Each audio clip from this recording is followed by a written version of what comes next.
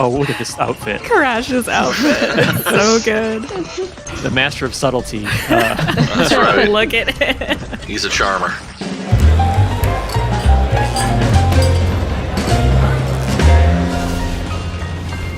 Hey everybody, welcome to PlayStation Underground. Before we introduce our developer guest from Toys for Bob, we're super excited to showcase a brand new cinematic from Crash Bandicoot 4, It's About Time, featuring a certain character's very exciting return. So we'll stay quiet while playing that for you now.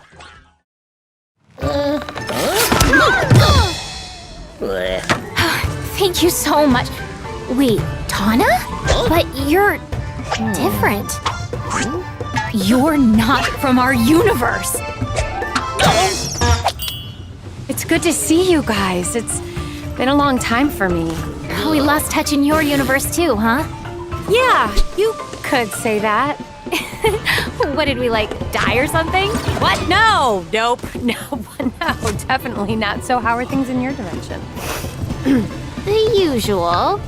A bunch of evil scientists attempting interdimensional domination. Huh. So, what you collecting? Crystals? Gems? Masks. Ooh, fun. Well, good luck with that. Wait, you're not coming? Sorry, I fly solo. But I'll lend a hand where I can.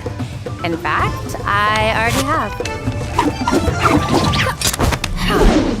Aww.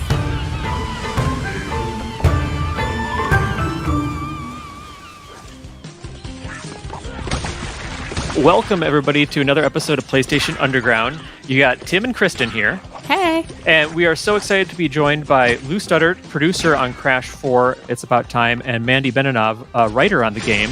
Thanks so much for joining us for a look at Crash Bandicoot 4. Yeah, glad to be back. Great to be here. Well, Lou and Mandy, we're absolutely honored to have you both on to reveal Tawna and Crash Bandicoot 4, first with that awesome cutscene, and now with a first look at her gameplay. So, where do we begin? Yeah, so today we're super excited to be on PlayStation Underground revealing kind of our last playable character. This is Tawna. Yeah. Awesome. She's got a new style. It's exciting to see her in this version. Yeah, no, she's, it was really exciting for us to kind of re-envision her role in the game. And so this is actually, as you saw in the cinematic at the start here, this is Tawna from another dimension. And so this is kind of our version of a unique, kind of playable version of Tawna. Alt Tawna. Yeah. Yeah, this is great. And she's got it definitely, one thing that's been really cool seeing all the different playable characters for Crash 4 is, Crash and Coco have a very traditional play style for, Crash Bandicoot, but then you have, Cortex who kind of uses his blaster to change enemies, and then recently revealed Dingo Dial and his vacuum cannon. So what sets Tawna apart, gameplay-wise that we're seeing here? Yeah, so Tawna's kind of all about being like an action hero. Yeah, she looks like it. And so for her, she's actually got a couple of really unique maneuvers that kind of change her gameplay when compared to Crash and Coco or the other playable characters.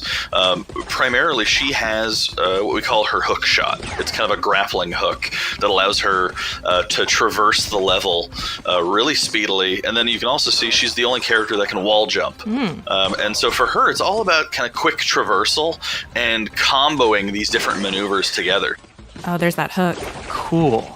Yeah, going from a rope swing to a hook shot to a rail grind to a wall jump. She's all about being fast, nimble in ways that the other characters aren't. Nice. I love her design too, just the leg warmers and the hair. It's very 80s action hero. Yeah, I love it. Yeah, that's actually something that our art team was really focused on, was kind of making her seem like she's been on adventures and she's kind of found, her own personal style and way forward in the world. Yeah. Nice. And so we're seeing color splash out of her here. What's going on there? Yeah, so this is actually a look at one of our newly revealed modes called Inverted Mode. And so it's our kind of souped up take on a mirror mode. And so what we've got is kind of an inverted level layout, but then also each of the dimensions has their own new and unique kind of art style and experience. And so this one that we're showing off today that Tawna's playing through is one where the world is black and white, but all of the actions that you do paint to the environment. Okay, very cool. Man, gotta watch out for those sharks. Yeah, it looks like, no matter what character you're playing in Crash 4, that familiar but, challenging but fair difficulty is there. I wanted to ask a question, Mandy, for you, what it was like revisiting a character like Tawna, who's familiar, but this is a different take, and, she's been kind of out of the picture for a little while. What was it like bringing her back in this new way? It was really cool. I mean, the nice thing about doing an alternate universe character is it's kind of a blank canvas. So obviously I had the art to go on as to what she looked like, but it was really fun trying to figure out who she was and what her place in the story was. Sorry, I love this recycle bin. Yeah. If you got to go, as long as you can be useful and repurposed in your, afterlife, that's good. Yeah, in the future, they can even reuse Bandicoot corpses. That's good. You got to get resourceful. That's awesome. One thing I'm curious about is with the different characters being playable, sort of how does it work for, you pick up the game and you start playing? Is it like a linear progression of stages and you'll play different characters for different stages, or can you go back to the same levels as a different character? Kind of how does it work for when folks are going to be playing it?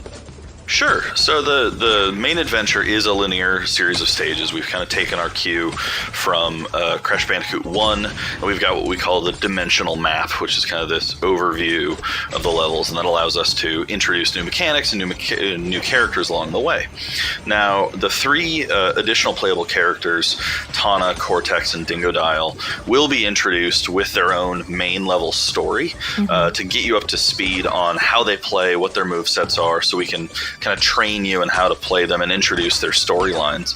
But from that point on, they actually are mostly in these optional levels that we call timelines. And so these timelines are these really fun levels where half of the level is playing as these unique characters in their own level section.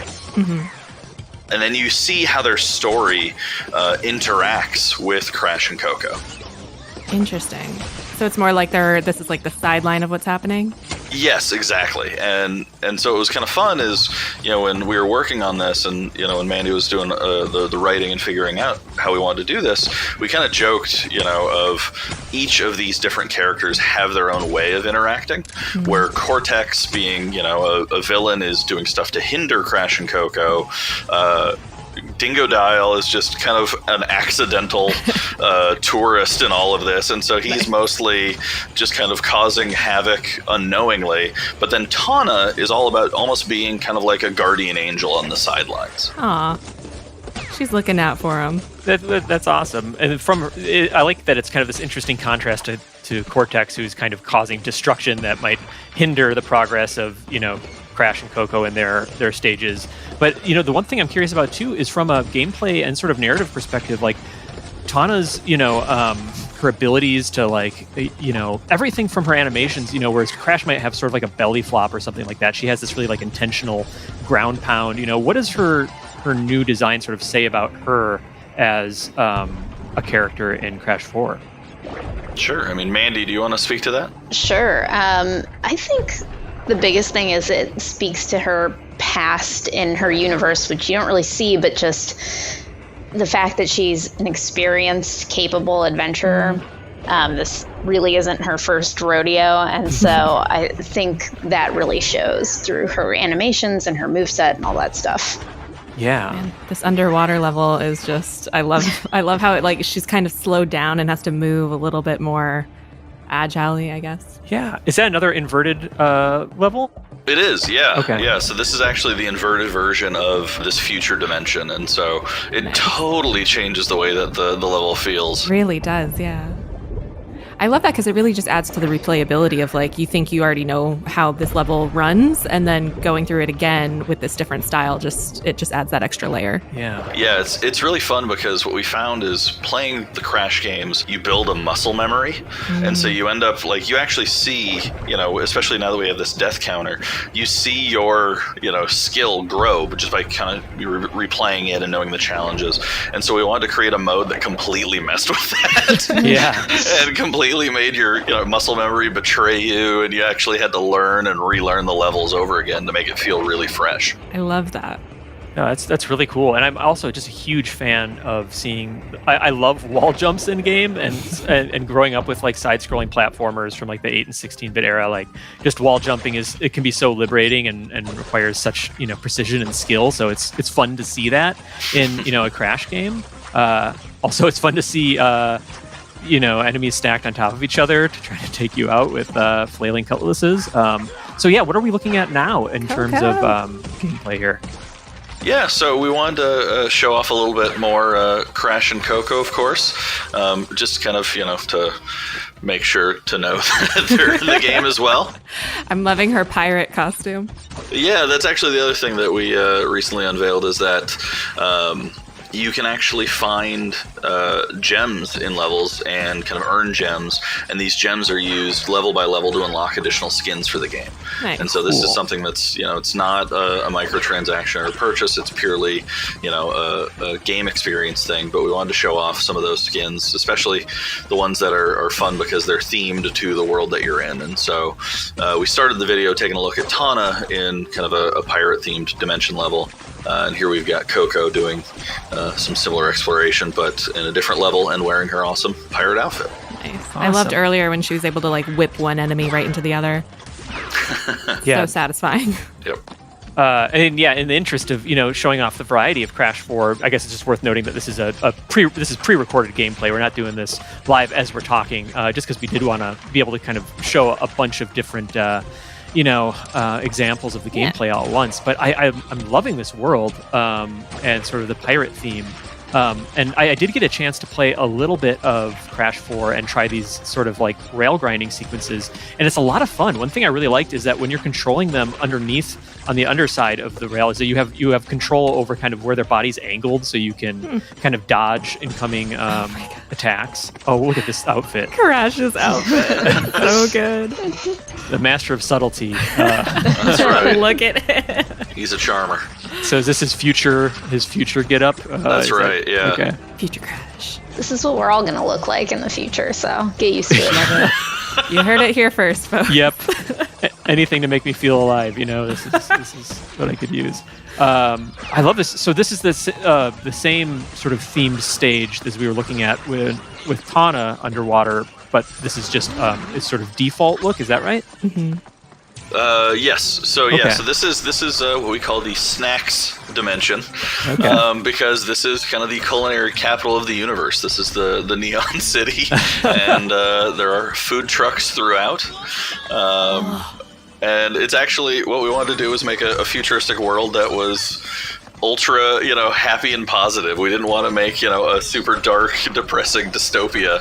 And we actually went and, made this super fun, super vibrant, futuristic city. And we actually have signage of different cultures and different languages represented, because this is just the hangout of the universe. That's great, and we're also seeing some of the quantum mass gameplay here too. So that will change the different elements of the gameplay, from slowing time to phasing things in and out of reality and what have you. So one thing just worth calling out there. All right, so we're just about out of time. Lou, Mandy, thank you so much for joining us on PlayStation Underground. Pleasure to be here. Yeah, thanks for having us. Yep, and Crash Bandicoot 4, It's About Time, hits PS4 on October 2nd, 2020.